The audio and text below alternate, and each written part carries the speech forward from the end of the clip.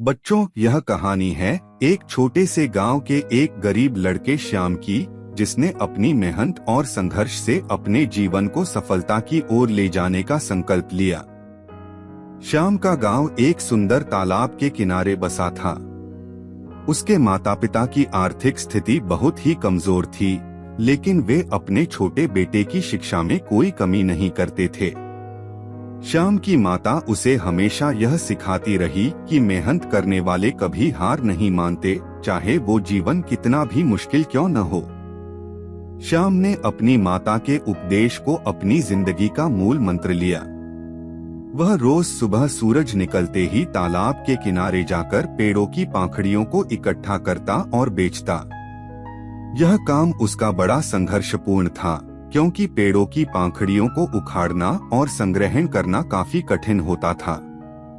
लेकिन श्याम की मेहनत और आत्मसमर्पण की बदौलत वह हमेशा सफल होता रहा। एक दिन तालाब के पास एक पुराना रमेश आया। उसने श्याम से पूछा, तू इतनी मेहनत क्यों करता है? क्या तुझे कभी थकान नहीं महसूस होती?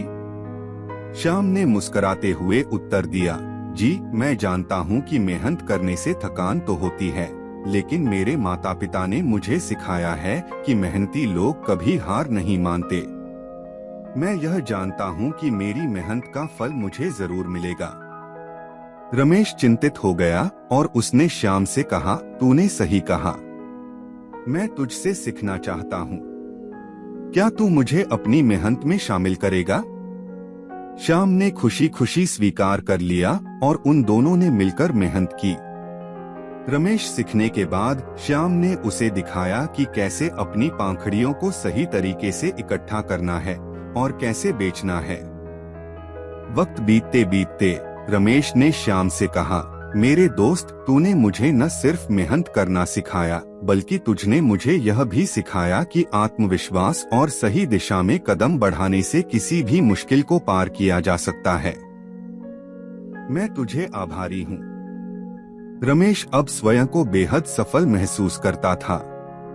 वह श्याम के गांव के सभी लोगों के सामने अपनी कहानी साझा करने लगा, जिससे वे सभी भी प्रेरित हो गए। गांव वाले ने श्याम की मेहनत और रमेश की मेहनत की कड़ी प्रशंसा की और उन्होंने साथ मिलकर एक स्कूल बनाने का निर्णय लिया। गरीबी के बावजूद उन्होंने शिक्षा के महत्व को समझा और बच्चों के लिए एक बेहतर भविष्य तैयार किया। इस कहानी से हमें यह सीखने को मिलता है कि मेहनत, संघर्ष और सही दिशा में कदम बढ़ाने से कोई भी मुश्किल को पार किया जा सकता है। चाहे आप गरीब हो या अमीर, आत्मविश्वास और मेहनत से आप अपने लक्ष्यों को हासिल कर सकते हैं। इसके साथ ही हमें यह भी सीखने को मिलता है कि शिक्षा की महत्वपूर्णता को समझना और उसे प्राथमिकता देना चाहिए, क्योंकि शिक्षा ही हमें समृद्धि और सफलता की ओर ले जा सकती है।